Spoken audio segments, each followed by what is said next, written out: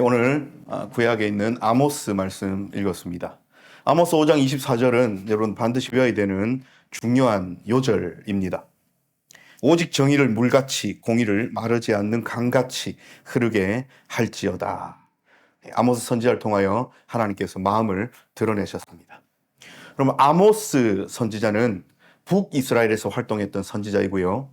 1장에 보시면 유다 왕 우시야 시절 그리고 이스라엘 왕 여로보암의 시절에 활동했던 북이스라엘의 선지자이고요. 원래는 목자였습니다. 드고아라는 지방에서 목자의 활동을 하다가 하나님의 부르심을 받고 말씀을 받아서 전했던 선지자입니다.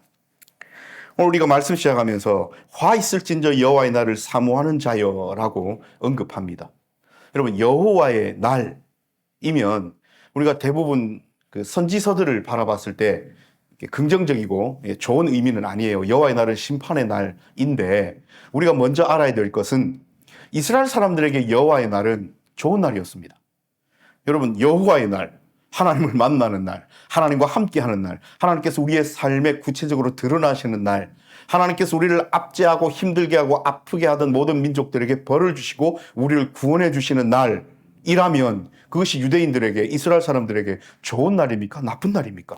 좋은 날이에요.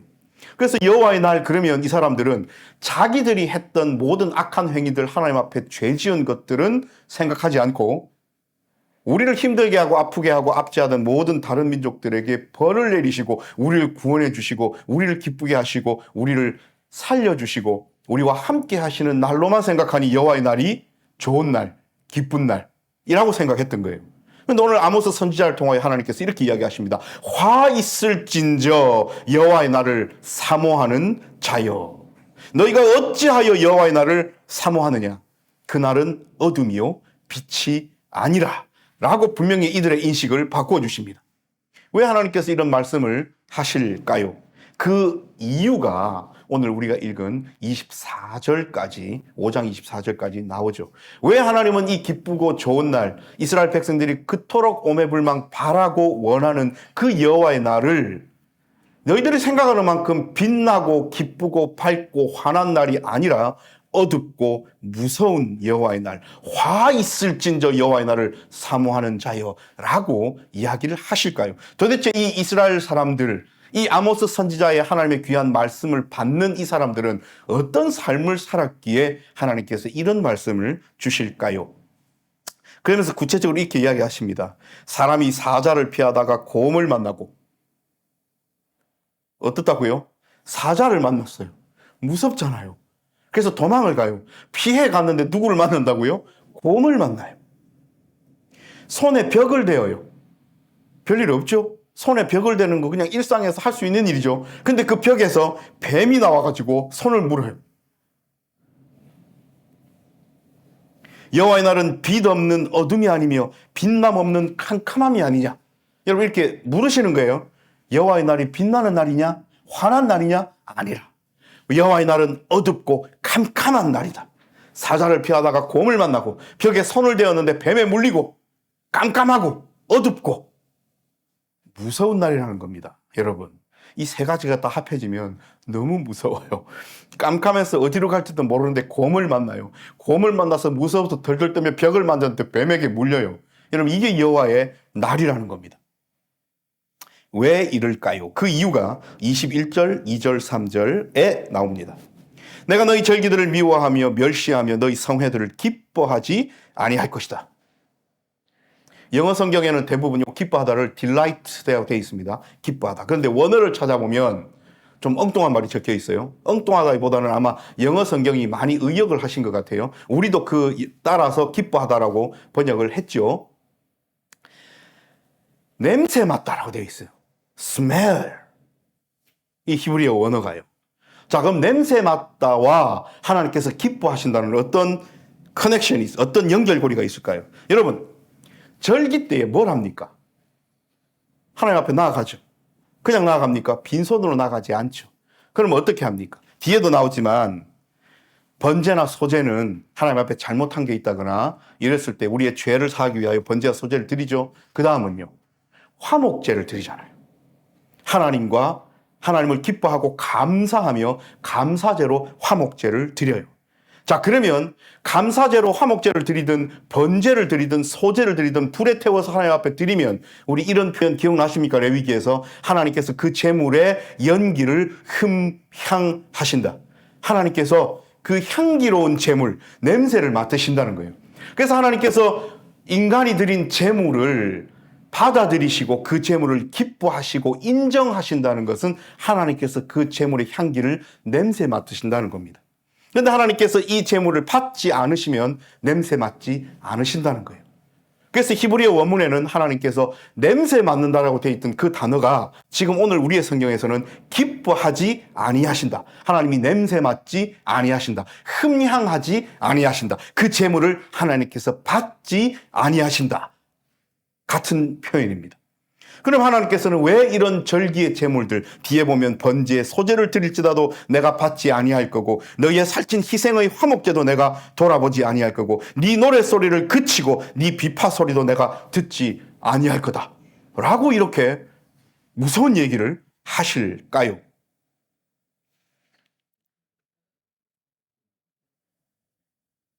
왜 하나님께서 이 얘기를 하시냐면요, 여러분, 뒤에 있는 24절 우리가 외워야 된다는 요절 말씀에서 힌트를 얻을 수 있어요. 정의를 물같이 공의를 마르지 않는 강같이 흐르게 할지어다. 여러분, 누가 이렇게 살아나는 겁니까? 이걸 잘 봐야 돼요, 여러분. 말씀을 읽을 때 우리가 주술 관계를 잘 봐야 됩니다. 정의를 흐르게 하고 공의를 마르지 않는 강같이 흐르게 하면서 살아야 되는 주체가 누굽니까? 우리예요. 다시 말하면 하나님께서 우리에게 허락하신 정의와 공의를 흐르게 하고 그 정의를 드러내고 그 정의를 다른 사람들과 더불어 누리고 실천하면서 살아야 하는 것이 하나님을 따르는 백성들의 마땅히 살아야 할 삶의 모습일진데 그러한 것들은 다 버려버리고 정의도 행하지 않고 공의도 행하지 않으면서 하나님 앞에 살찐 송아지와 제물만 들고 와서 제사만 지내면 하나님께서 과연 그 제물과 그 번제와 소제와 화목제를 받으시겠냐 이 뜻입니다.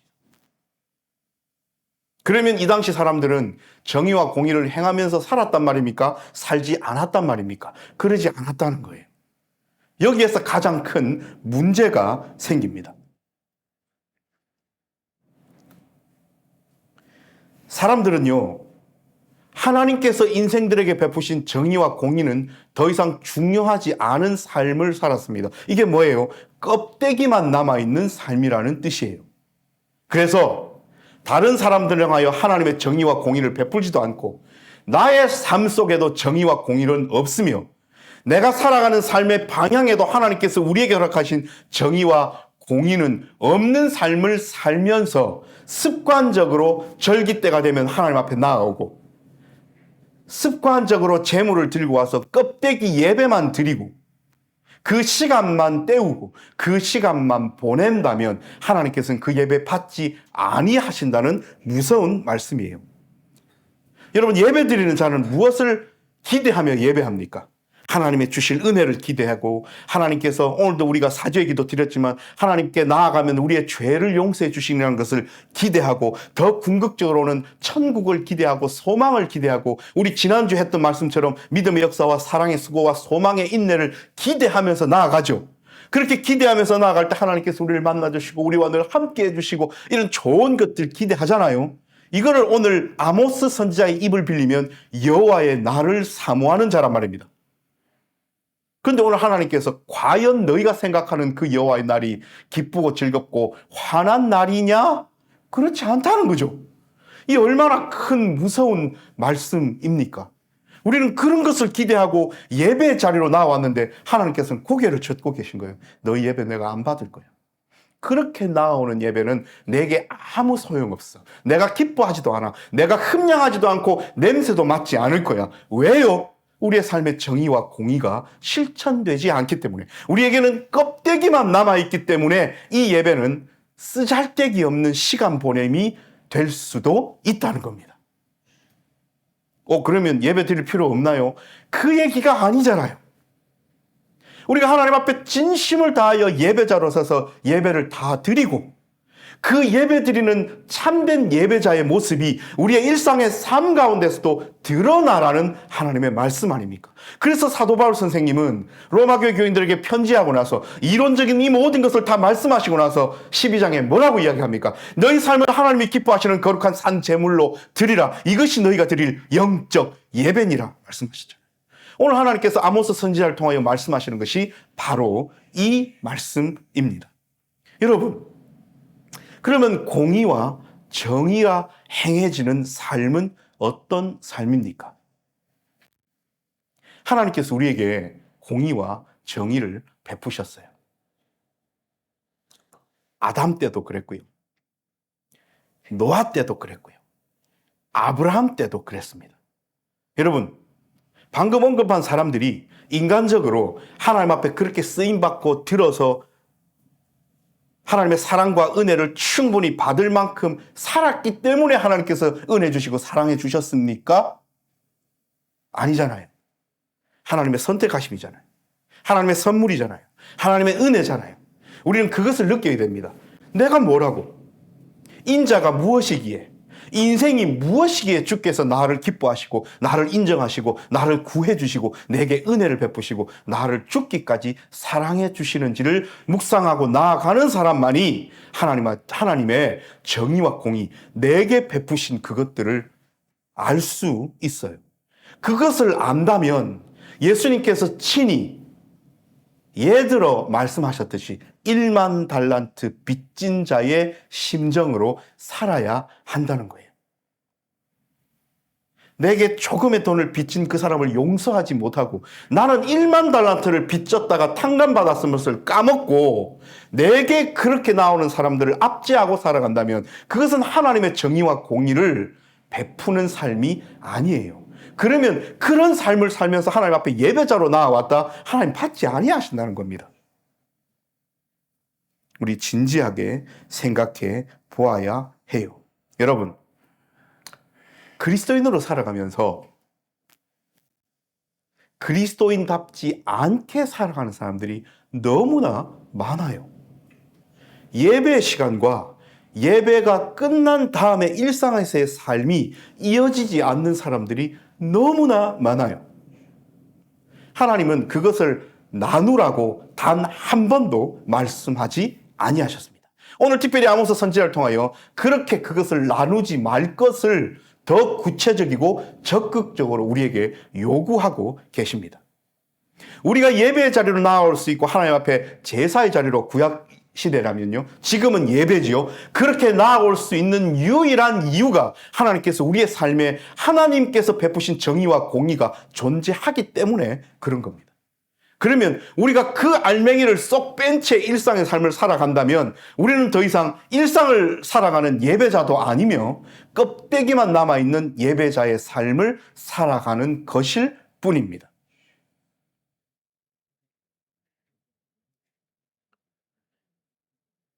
생각 한번 해보십시오. 날마다 삶 속에서 주변에 있는 사람들과 싸우고 내게 주어진 역할과 책임을 다하지 않으며 또 늘 부정적인 언행과 언사로만 살아가다가 일주일에 한 번, 우리로 치면 일주일에 한 번 교회당에 모여 예배하는 자리에 앉아있고 그 옛날로 치면 그런 삶을 살다가 절기 때가 되어 소 한 마리, 양 한 마리, 비둘기 한 마리 들고 와서 하나님 앞에 제사한답시고 나아가는 그 모습을 여러분 생각해 보십시오. 하나님이 그것 받으시겠습니까?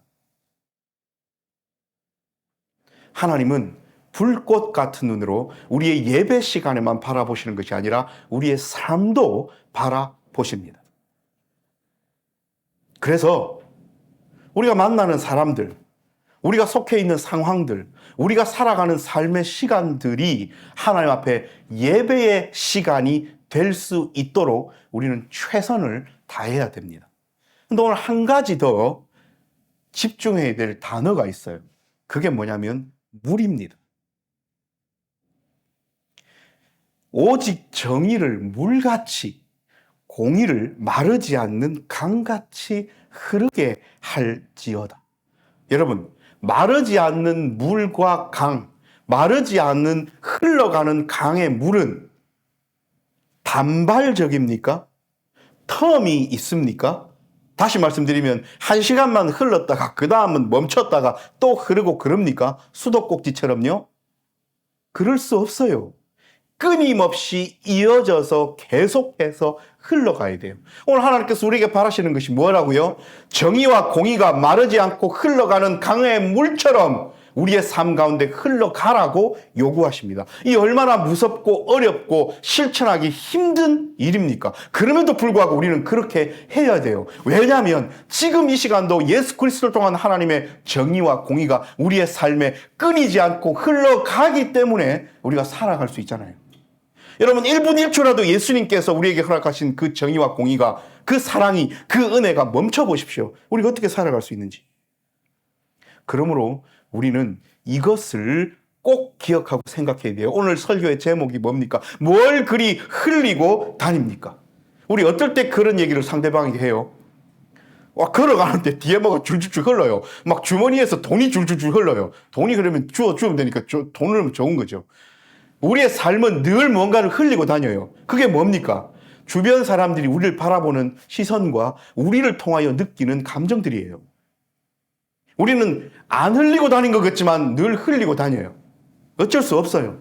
근데 그 흘리고 다니는 것이 늘 우리의 고집과 우리의 아집과 우리의 부정적인 언사와 사람들의 상처 주는 말들과 서로 싸움과 다툼과 이런 것들이 흘리고 다니면 사람들이 우리를 어떻게 평가합니까? 아우, 저 사람하고는 말도 섞지 않아야 돼. 뭐 말만 하면 부정적이고 뭐 말만 하면 싸움이 되고, 아우, 저 사람은 자기 잘난 맛에 사는 사람이라서 저 사람하고는 아무것도 대화가 안 돼. 여러분, 이런 걸 흘리고 다니시면 그게 예배자의 삶입니까? 우리는 뭘 흘리고 다녀야 됩니까? 줄줄줄 흘리고 다녀야 돼요. 뭘요? 하나님의 정의를요. 뭘 흘리고 다녀야 돼요? 하나님의 공의를요. 처음에 우리를 그렇게 하나님의 정의와 공의를 흘리고 다니는 우리의 삶을 처음 접하는 사람들은 좀 놀랄 거예요. 목사님, 장로님, 집사님, 권사님, 뭘 그리 흘리고 다닙니까? 그건 뭡니까? 궁금해 할 거예요. 근데 그 흘리고 다니는 것을 와서 봐서 맛을 봤을 때에 그것이 은혜요, 그것이 사랑이요, 그것이 하나님께서 우리를 얼마나 사랑하시는지에 대한 우리의 삶의 실천이라면 우리는 오직 정의를 물같이, 공의를 마르지 않고 흘러가는 강물같이 흘리고 다니는 진정한 예배자로 살아가는 겁니다. 사도 바울 선생님이 다른 말로 이야기하신 것이 아니에요. 그러므로 너희 삶을 하나님이 기뻐하시는 거룩한 산 제물로 드리라. 이것이 너희가 드릴 영적 예배니라. 삶은 그렇게 살지 않으면서 소 한 마리, 양 한 마리, 제물 끌고 와서 예배 드리고 제사 지낸데 하여 하나님께서 그것을 냄새 맡지 않으신다는 거예요. 우리가 드릴 것은 제물이 아닙니다. 우리가 하나님 앞에 드릴 것은 우리의 삶입니다. 우리가 드릴 것은 우리의 삶의 시간들과 애씀입니다. 하나님은 예배 시간에만 우리의 예배자의 모습을 바라보시는 것이 아니라 우리의 삶이 얼마나 예배자로서의 삶인가를 바라보십니다. 여러분, 이것을 꼭 기억하십시다. 이스라엘 사람들은 착각 속에 살았습니다. 여호와의 날이 마냥 기쁘고 행복하고 즐겁고 환한 것이라고 생각했습니다. 왜 그렇게 생각했습니까? 자기를 돌아보지 않았기 때문이에요. 내 삶이 얼마나 하나님 앞에 바로 서 있는지를 돌아보지 않고 그저 나는 멈춰 있고 하나님이 주신 그 약속만을 바라보면 화난 거예요. 그래서 껍데기, 예배를 어떻게 드린다는 율법에만 사로잡혀서 그 모양을 갖추면 하나님께서 우리의 삶에 복 주시겠지만 생각했던 거예요. 마찬가지입니다. 하나님께서는 예수님을 통하여 정의와 공의를 이 땅 가운데 이루셨어요. 하나님의 정의와 공의는 타협하지도 않으시고 차별하지도 않으십니다. 누구든지 주의 이름을 부르는 자는 구원을 얻습니다. 이게 하나님의 정의와 공의예요. 때론 화딱지가 나요. 하나님, 저렇게 악한 일을 하는 저 나쁜 놈, 저 죄인, 저런 인간도 하나님 앞에 나와서 주의 이름을 부르면 구원 받습니까? 구원 받아요. 그렇지만 참된 회개가 동반되어야 될 겁니다. 그 참된 회개는요, 우리 눈으로 볼 수 없어요. 그래서 우리는 더 화날 수도 있어요. 하나님, 저런 나쁜 사람의 회개도 받으십니까? 그것은 하나님께서 그 사람이 진정으로 회개했을 때 받으시는 거라서 우리가 왈가왈부할 게 아닙니다. 또 오해하지 말아야 될 것은, 내게 엄청난 죄를 지은 어떤 사람이 하나님 앞에 죄를 고백하고 죄사함을 입었다 치면요, 그 사람은 반드시 나에게 와서 용서를 구하게 되어 있습니다. 하나님께로부터 용서받은 사람은 사람에게도 용서받는 사람입니다. 여러분, 이 지점을 잊지는 마십시오. 어쨌든 그렇게 주의 이름을 똑바로 부르는 사람들은 구원을 받습니다. 이게 하나님의 정의와 공의입니다. 하나님은 차별하시지 않습니다. 이럴 때에 우리가 너무 내 자신을 돌아보지 않고, 이게 이 부분이에요. 나는 다른 어떤 사람에게 상처 준 적은 없는가? 나는 다른 어떤 사람들의 용서를 받아야 될 필요와 그런 것들은 없는가를 나를 돌아보아야만 하는데, 그저 내가 하나님 앞에만 나아가면 나는 화나겠거니, 나는 행복하겠거니 생각하는 것은 이스라엘 사람들이 이 당시 생각했던 거랑 똑같은 거예요. 그래서 우리 이번 한 주간 동안 진정한 예배자로 살아가십시다. 내가 상처 주고 내가 아프게 했던 어떤 사람들이 있으면 용기 내어서, 그때 그렇게 아팠지, 내가 잘못했다, 말해봅시다. 그래서 정말 하나님께서 내 삶을 받으시는 정의와 공의를 철철 넘치게 하십시다.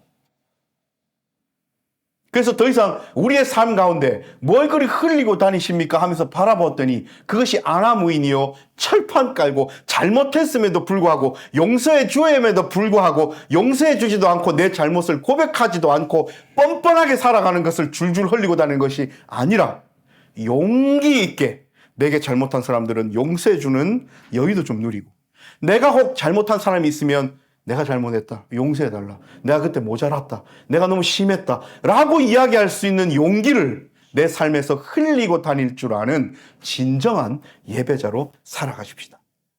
여러분, 이 5절은 외워야 돼요. 오직 정의를 물같이, 공의를 마르지 않는 강같이 흐르게 할지어다. 이게 뭐예요? 하나님께서 아모스 선지자를 통하여 그 당시 이스라엘 사람들에게 바라셨던 말씀입니다. 이번 한 주간 우리도 하나님의 정의를 물같이, 공의를 마르지 않는 강같이 흘리며 살아가는 우리의 삶이 되십시다. 기도하십시다.